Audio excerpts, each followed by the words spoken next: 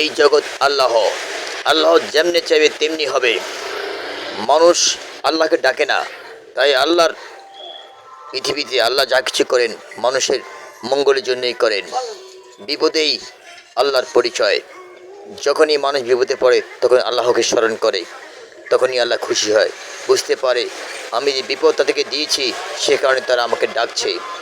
ডাকার কারণে আল্লাহ বলে, দেখো আমি তোমাদেরকে বারবার বলছি তোমরা নিজেদেরকে শুদ্ধ করে নাও, যা দোষ ত্রুটি আছে শুদ্ধ করে তোমরা নেকি কামিয়ে শেষ কবরে আসা পর্যন্ত তোমরা নিজেকে সঠিকভাবে গড়ে তোলো।